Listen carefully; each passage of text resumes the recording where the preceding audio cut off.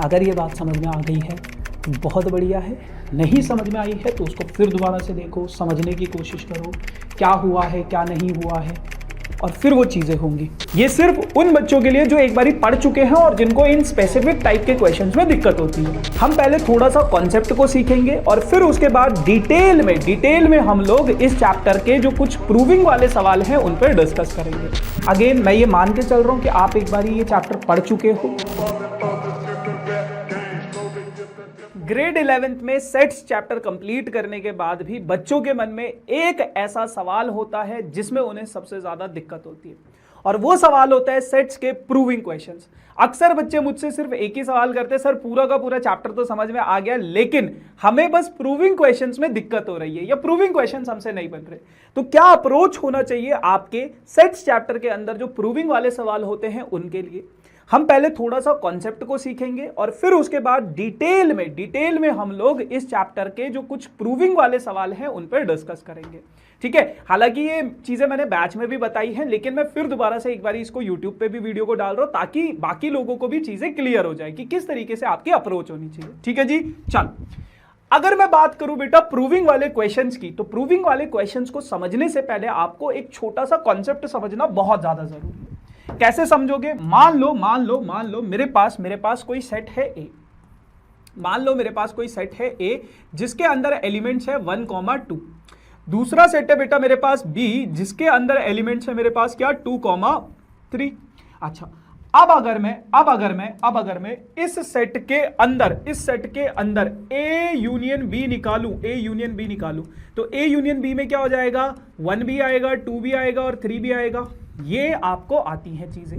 ए intersection B में आपके पास क्या है? ए इंटरसेक्शन बी में आपके पास क्या है? सिर्फ और सिर्फ 2। अच्छा, मैं एक और चीज बता दूं आपको, मैं ये मान के चल रहा हूं कि आप ये चैप्टर एक बारी पढ़ चुके हो, क्योंकि अगर आपने चैप्टर नहीं पढ़ा होगा तो आपको यही पता नहीं होगा ये लिखा क्या है ना।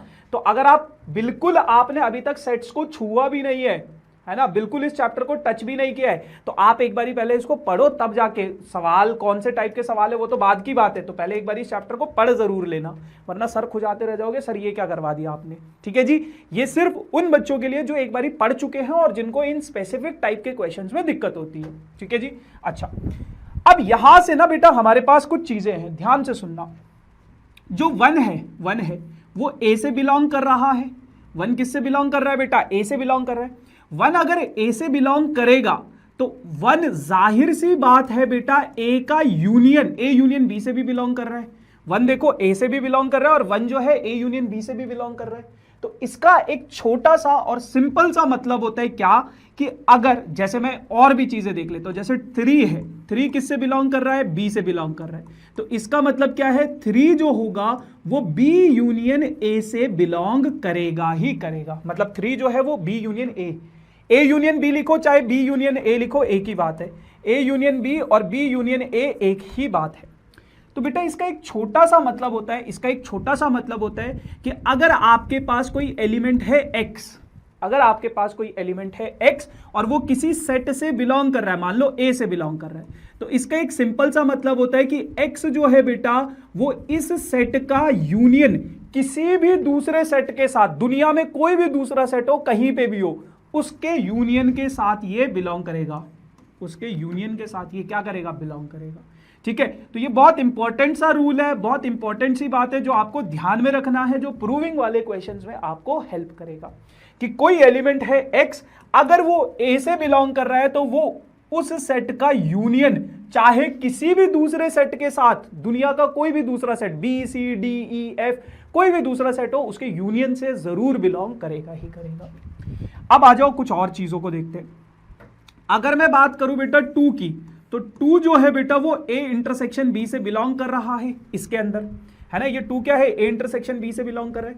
अब आप यहां पे देखोगे तो आपको एक चीज पता चलेगी क्या, कि 2 जो है ए से भी बिलोंग कर रहा है एंड 2 जो है वो बी के अंदर भी है।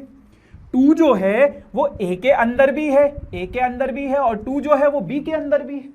तो यहां से हमें एक नई बात पता चली और हमें पता चला क्या कि अगर कोई एलिमेंट x है, अगर कोई एलिमेंट x है बेटा, वो a इंटरसेक्शन b से बिलोंग कर रहा है, तो इसका मतलब क्या है, इसका मतलब क्या है, इसका मतलब ये है x जो होगा वो a से भी बिलोंग करेगा और वो x जो है दूसरे वाले सेट b से भी बिलोंग करेगा, दोनों से बिलोंग करेगा। अगर कोई एलिमेंट है आपके पास x जो कि किसी a इंटरसेक्शन b से बिलोंग कर रहा है, तो इसका मतलब क्या है, x जो होगा वो a से भी बिलोंग करेगा और x जो है वो b, दोनों के दोनों सेट से बिलोंग करेगा। क्लियर है? अगर ये बात क्लियर है तो बोलो तारा रारा, है ना? ठीक है जी। तो ये आपके पास छोटा सा कुछ रूल है। अब आ जाओ, एक और रूल है, एक और रूल है, उसके बाद बस प्रूविंग वाले क्वेश्चंस पे चलेंगे। ये रूल समझ लिया तो फिर कोई दिक्कत नहीं। अब अगला रूल क्या कहता है? अगला रूल कहता है कि मान लो जैसे अगर मैं मान लो मैं 1 की बात कर लेता हूं। 1 को अगर मैं देखूं तो A यूनियन B से बिलोंग कर रहा है। 1 जो है A यूनियन B से बिलोंग कर रहा है और आपको पता है 1 सिर्फ 1 जो है वो सिर्फ और सिर्फ किससे बिलोंग कर रहा है? A से बिलोंग कर रहा है। सिर्फ और सिर्फ किससे बिलोंग कर रहा है? A से। ऐसे ही 3 जो है बेटा वो A यूनियन B से बिलोंग कर रहा है और आपको पता है 3 जो है वो सिर्फ और सिर्फ किससे बिलोंग कर रहा है? B से बिलोंग कर रहा है। तो कभी अगर जिंदगी में कोई ऐसी चीज दिख जाए कि x कोई एलिमेंट है जो किससे बिलोंग कर रहा है? A यूनियन B से।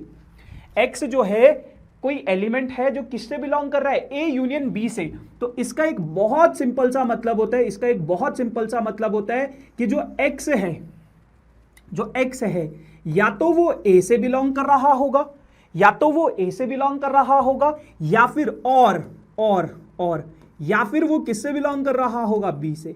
तो वो दोनों के अंदर नहीं होगा, मतलब दोनों के अंदर हो सकता है वैसे, पर जनरली हम जब x कोई भी आर्बिट्रेरी एलिमेंट कंसिडर करते हैं ना, x यहां पे आर्बिट्रेरी एलिमेंट होता है, कोई भी एलिमेंट हो सकता है जो A यूनियन B के अंदर है, तो या तो वो A के अंदर होगा या फिर वो B के अंदर होगा। सिंपल सी बात है, या तो वो A के अंदर होगा या तो वो B के अंदर होगा। ठीक है भैया, ठीक है बाबू, चलो आ जाओ। अगर आपको ये 3 बातें समझ में आ गई तो अब आप सेट्स के प्रूविंग क्वेश्चन के लिए सक्षम हो कि आप उनको सॉल्व कर सकते हो। बस एक छोटी सी बात आपको और ध्यान रखनी, क्या सेट्स वाले क्वेश्चन में आपको जनरली वो ऐसा बोलेगा कि B को A के इक्वल प्रूव करो, या A को कोई सेट होगा A जिसको दूसरे सेट के इक्वल आपको प्रूव करना होगा, ऐसा वो आपके पास कुछ कुछ चीजें देगा। तो ऐसे सवालों के लिए आपको कैसे अप्रोच रखनी है, ध्यान से सुनना। आप क्या कहोगे? आप कहोगे कि भैया कोई एलिमेंट है x जो कहां से बिलोंग कर रहा है? A से। ये आप क्या करोगे? कंसीडर करोगे, लेट अज्यूम करोगे कि लेट कोई एलिमेंट है x जो किससे बिलोंग कर रहा है? A से बिलोंग कर रहा है। फिर उसके बाद आप बीच में कुछ स्टेप करोगे। कौन से स्टेप होंगे वो अभी मैं सिखाऊंगा आपको। और फिर आपने कुछ भी करके अगर ये प्रूफ कर दिया कि x जो है वो B से भी बिलोंग कर रहा है, x जो है A से बिलोंग कर रहा है, और फिर कुछ भी करके आपने प्रूफ कर दिया कि x जो है वो B से बिलोंग कर रहा है, तो आप ये बोल दोगे कि A is a subset of B। A जो होगा वो किसका सबसेट होगा? B का सबसेट होगा। A is a subset of B। ठीक है जी। अच्छा, अब उसी तरीके से फिर आपको क्या करना है? लेट अब इधर साइड से भी करना है। y जो होगा वो मान लो B से बिलोंग कर रहा है, x A से बिलोंग कर रहा है और मान लो y B से बिलोंग कर रहा है। फिर बीच में आपने कुछ स्टेप किए और आपने बोला क्या कि y जो है वो A से भी बिलोंग कर रहा है। आपने ये प्रूफ कर दिया कि y A से भी बिलोंग कर रहा है। आपने ये तो माना था कि y B से बिलोंग कर रहा है, और फिर बीच में कुछ स्टेप करने के बाद आपने ये प्रूफ कर दिया कि y तो A से भी बिलोंग कर रहा है। तो यहां से हमें एक चीज पता चल जाएगी, क्या कि B is a subset of A। B क्या है? A का सबसेट होगा। B क्या है? A का सबसेट होगा। अगर आपके पास कभी जिंदगी में ऐसी चीजें दिख जाए कि A is a subset of B और B is a subset of A, एक एलिमेंट दूसरे का सबसेट है और वो दूसरा एलिमेंट इसका सबसेट है, दोनों आपस में एक दूसरे के सबसेट है, अगर कभी ऐसा हो जाता है तो आप लोग बस कुछ नहीं करना है, ये सिंपल सा स्टेप लिख लोगे कि hence A is equals to B, hence A is equals to B।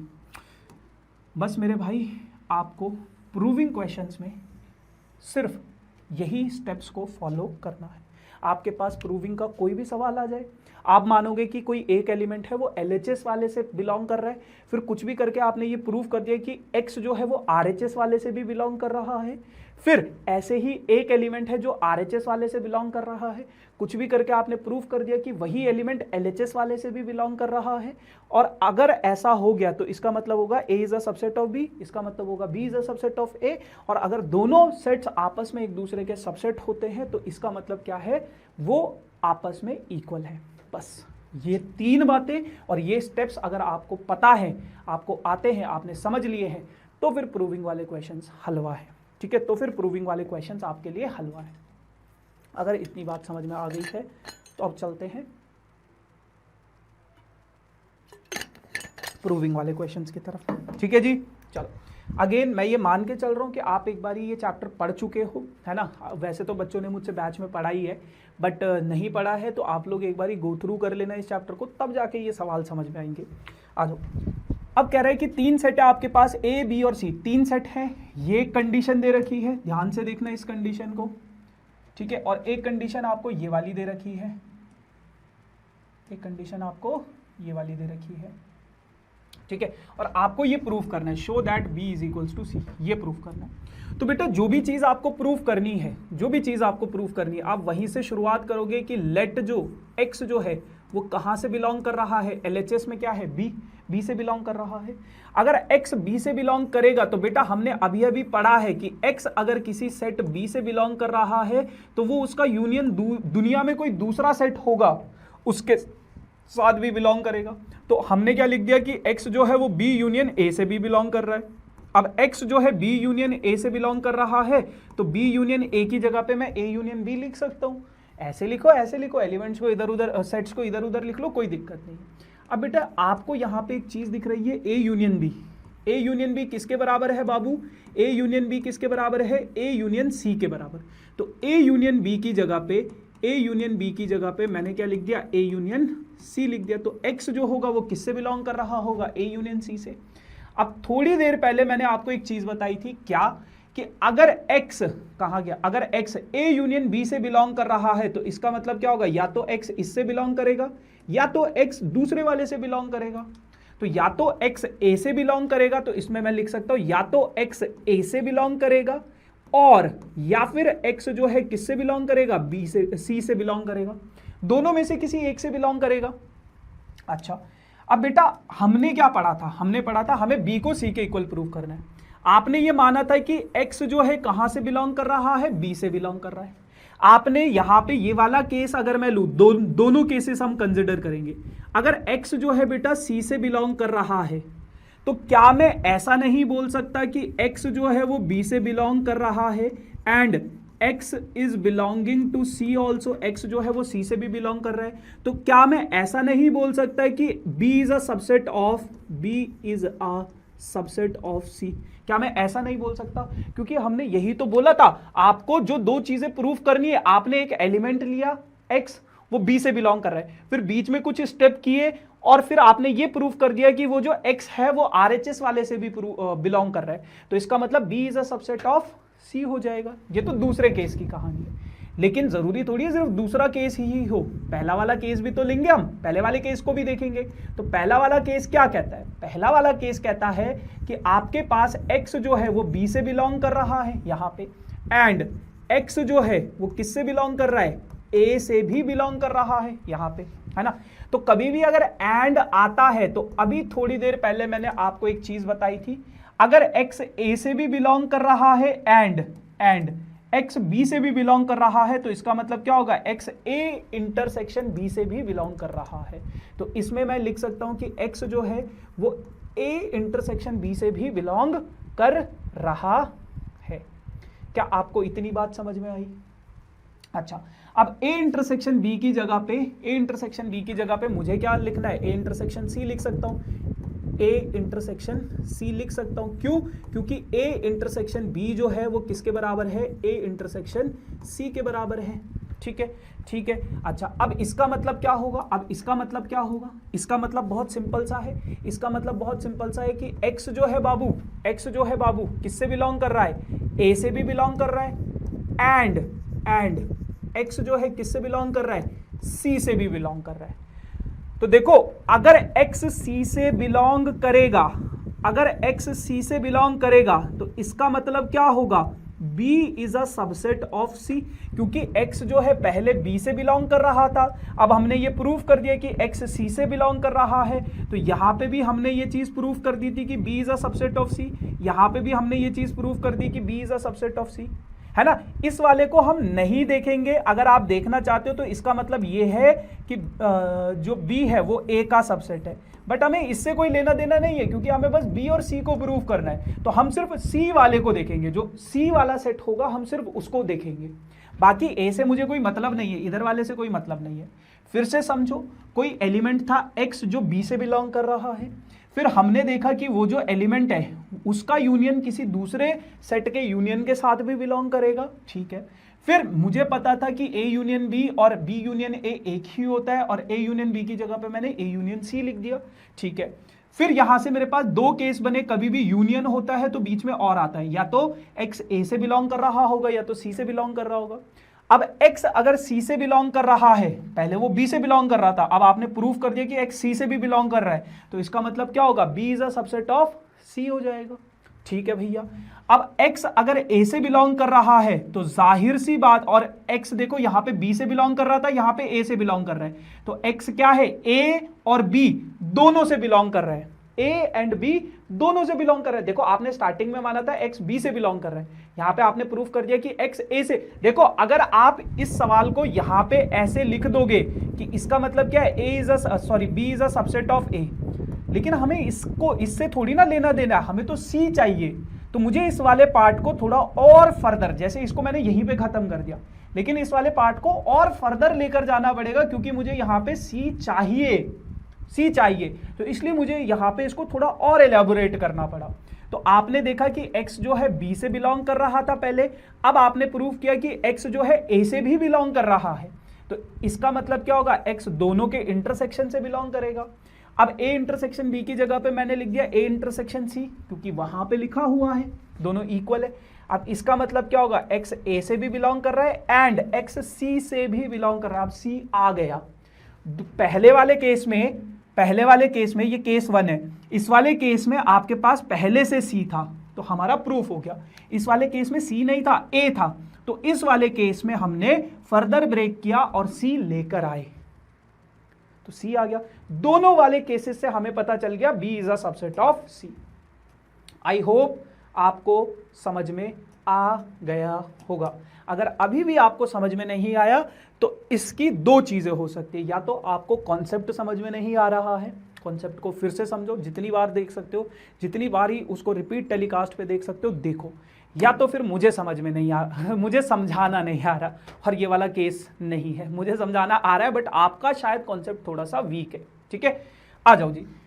फिर अगर मैं बात करूं दूसरे वाली साइड की, RHS से कैसे करोगे, let y belongs to C, है ना, y जो है वो C से बिलोंग कर रहा है, मान लो कोई दूसरा एलिमेंट है y, वो C से बिलोंग कर रहा है।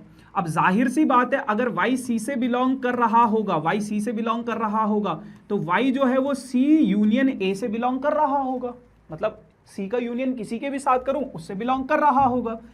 अब अगर मैं इसकी जगह पे C यूनियन A की जगह पे, क्या मैं A यूनियन C लिख सकता हूं? बिल्कुल लिख सकता हूं मेरे भाई, C यूनियन A लिखो चाहे A यूनियन C लिखो, कोई फर्क नहीं पड़ता।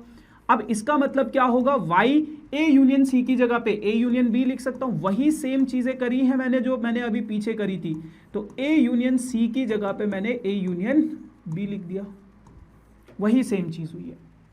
अब यहां से भी आपके पास दो केसेस बन रहे हैं, ये साइन जरूर लिख लेना भैया, यहां से भी आपके पास दो केसेस बन रहे हैं। क्या, या तो y बेटा A से बिलोंग करेगा, और कभी भी यूनियन का साइन आता है तो और आता है, या तो y B से बिलोंग करेगा, या तो y A से बिलोंग करेगा, या तो y B से बिलोंग करेगा।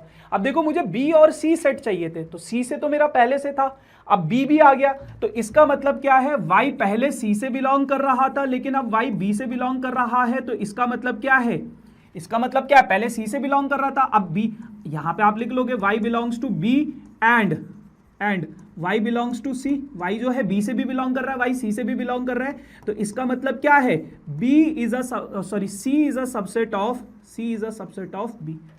पहले आपके पास कोई एलिमेंट था y, वो C से बिलोंग कर रहा था, फिर बीच में आपने कुछ स्टेप्स किए, फिर आपने ये प्रूव कर दिया कि y जो है वो B से भी बिलोंग कर रहा है, यही तो बताया था मैंने आपसे। कुछ स्टेप करने ये, तो इसका मतलब क्या हो जाएगा, B is a subset of A. वही चीज जो यहाँ पे हुई है। अगर आपको ये केस समझ में आ गया ना, तो अब आप दुनिया का कोई भी सवाल कर सकते हो प्रूविंग के ऊपर। और ये समझ में नहीं आया तो इसको फिर से देखो, समझो, ठीक है। तो ये चीज हो गई। अब दूसरा वाला केस अगर मैं कंसिडर करूं, ये वाला केस अगर मैं लूं, ये वाला केस अगर मैं लूं, तो इस केस में क्या हो जाएगा बेटा आपके पास, इस केस में आपके पास क्या हो जाएगा कि y जो है, देखो y पहले किससे बिलोंग कर रहा था, c से बिलोंग कर रहा था। एंड अब आपने क्या निकाल दिया कि y जो है वो किससे बिलोंग कर रहा है, a से भी बिलोंग कर रहा है। तो इसका मतलब क्या है, y जो होगा वो a और c दोनों से बिलोंग कर रहा है। तो इसका मतलब a इंटरसेक्शन c से भी बिलोंग करेगा, दोनों के इंटरसेक्शन से भी बिलोंग करेगा। अब a इंटरसेक्शन c की जगह पे, a इंटरसेक्शन c की जगह पे मैं ये लिख सकता हूं a इंटरसेक्शन b, है ना, क्योंकि a इंटरसेक्शन b और a इंटरसेक्शन c आपस में क्या है, बराबर है, बराबर है। अब उसके बाद बेटा बहुत प्यारा सा स्टेप है। यहां से हमें दो चीजें पता चलती है। इंटरसेक्शन कभी भी आता है, y जो होगा वो a से बिलोंग कर रहा है, एंड y जो है वो किससे बिलोंग कर रहा है, b से भी बिलोंग कर रहा है, दोनों से बिलोंग कर रहा है। अब देखो ये वाला केस नहीं चाहिए मुझे, इस वाले केस से मुझे कोई लेना देना नहीं है, लेकिन मुझे ये वाला केस मिल गया, ये वाला केस मिल गया। क्या कि y जो है वो b से भी बिलोंग कर रहा है। y जो है पहले c से बिलोंग कर रहा था, y जो है अब आपने बीच में कुछ स्टेप्स किए और आपने ये प्रूफ कर दिया कि y b से भी बिलोंग कर रहा है। और अगर y b से भी बिलोंग कर रहा होगा तो इसका एक सिंपल सा मतलब हो जाता है क्या कि c is a subset of b। अब देखो पहले वाले केस में आपने क्या निकाला था, पहले वाले को जब मैंने LHS वाले को सॉल्व किया था तो आपने निकाला था क्या, आपने निकाला था क्या कि B is a subset of C, and दूसरे वाले में आपने क्या निकाल दिया कि C is a subset of B। Hence इसका मतलब क्या होता है, मैंने आपको बताया था अगर दोनों आपस में एक दूसरे के सबसेट होंगे तो आप बस आंख बंद करके ये लिख लो, hence B is equals to C। और ये अगर आपने कर दिया तो 3 मार्क्स आपके पक्के, सिर्फ इतना करने के।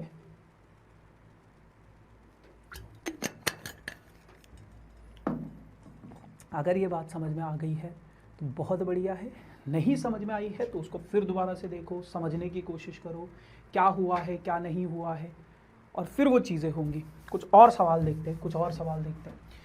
जैसे एक सवाल ये है, इससे पहले मैं एक काम करता हूँ, ये वाला सवाल कर लेते हैं, ये थोड़ा सिंपल सा है, इसको देख लो पहले एक बारी। आपको इसको और इसको इक्वल प्रूफ करना है, कैसे करोगे? देखो मान लो मैं पहले LHS में ले लेता हूँ कि x कोई एलिमेंट है जो किससे बिलोंग करेगा, A union A intersection B से बिलोंग कर रहा है, ठीक है। अब इसका मतलब क्या होगा, कभी भी यूनियन आता है, इसका मतलब क्या होगा, कभी भी यूनियन आता है तो इसका मतलब क्या है, x या तो A से बिलोंग कर रहा है और या तो x इस दूसरे वाले से बिलोंग करेगा, A इंटरसेक्शन B से बिलोंग करेगा, है ना, या तो x इस आगे वाले से बिलोंग करेगा या तो x इधर पूरे से बिलोंग कर रहा होगा, ठीक है। अगर मैं इस वाले केस को देखूं, x जो है इस पूरे से बिलोंग कर रहा था, अब आपने प्रूफ कर दिया कि x जो है a से बिलोंग कर रहा है, तो बेटा मैंने आपको बोला था एक चीज होगी LHS में और एक चीज होगी RHS में। LHS में क्या है आपके पास, A union A intersection B, ये पूरा का पूरा। RHS में क्या है आपके पास, A। तो आपने पहले कोई एलिमेंट लिया जो इससे बिलोंग कर रहा था और फिर आपने बीच में कुछ स्टेप किए और आपने ये प्रूफ कर दिया x जो है इससे बिलोंग कर रहा है। तो इसका मतलब क्या है, देखो पहले ये इससे बिलोंग कर रहा था, अब आपने ये RHS वाले के इक्वल प्रूफ कर दिया, तो आपके पास ये क्या हो जाएगा कि A union A intersection B is a subset of A। ये आपने यहां से इस वाले पार्ट से प्रूफ कर दिया, इस वाले पार्ट से ये प्रूफ कर दिया। लेकिन इसका दूसरा केस भी तो देखोगे, जब भी और आएगा तो उसके दोनों केस देखे जाते हैं, दोनों केस। एंड में दोनों केस नहीं देखे जाते, और में देखे जाते। एंड में क्यों नहीं देखे जाते, क्योंकि बेटा वो साथ में चलते हैं और दो अलग अलग किस्से हैं, दो अलग अलग चीजें हैं। एंड आता है तो एंड तो एक ही है। अब इसका देखो, अब इसका मतलब क्या है, इसका मतलब है कि x जो है a से भी बिलोंग कर रहा है एंड x जो है वो किससे बिलोंग कर रहा है, b से भी बिलोंग कर रहा है। मैंने बोला था एंड आएगा तो उसके दोनों केसेस नहीं देखे जाएंगे, जो आपको चाहिए सिर्फ ये चाहिए ना, क्योंकि a है इधर, अगर b होता तो हम b वाला केस देखते। ये चाहिए तो आप सिंपल सा लिख लोगे क्या कि x जो है पहले इससे बिलोंग कर रहा था, फिर आपने बीच में कुछ स्टेप करके ये प्रूव कर दिया x इससे भी बिलोंग कर रहा है, तो आप लिख लोगे a union a intersection b is a subset of a। एक पार्ट तो आपका हो गया, एक पार्ट तो आपका हो गया।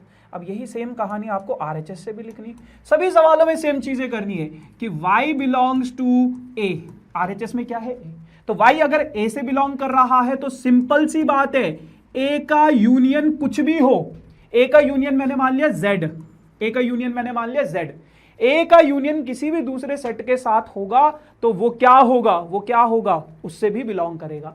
अब मान लो लेट z जो है, लेट z सेट जो है उसको मैंने मान लिया a इंटरसेक्शन b के इक्वल है, z क्या है a इंटरसेक्शन b के इक्वल, तो y is equals to a union a z की जगह पे a इंटरसेक्शन b लिख लिया, क्योंकि मुझे यही चाहिए इसलिए मैंने ये लिखा। तो बेटा बहुत सिंपल सी कहानी है, पहले आपने बोला था कि y जो है a से बिलोंग कर रहा है, अब आपने ये कुछ भी करके प्रूफ कर दिया, कुछ भी करके नहीं मतलब चीजों को यूज करके दिमाग लगा के आपने ये प्रूफ कर दिया कि y जो है इससे बिलोंग कर रहा है, तो इसका मतलब क्या होगा कि a is a subset of a union a intersection b।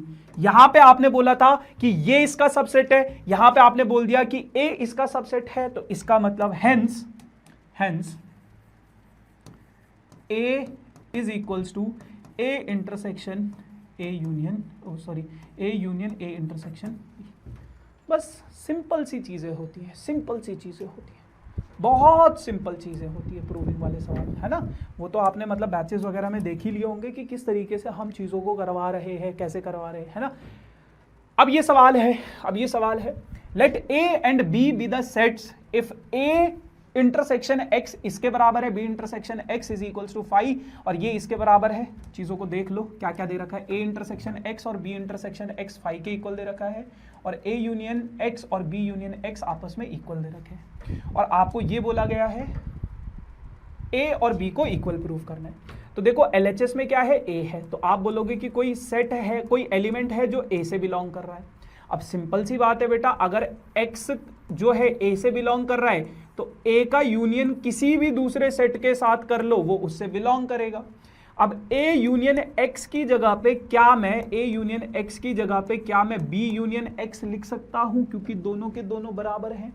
अब यहां से आपके पास बेटा दो केसेस निकल कर आते हैं, क्या कभी भी यूनियन आएगा तो दो केस बनाएगा, x या तो a का पार्ट होगा या फिर ये जो छोटा x है वो बड़े x का एलिमेंट होगा, है ना, दोनों में से किसी एक का हो सकता है।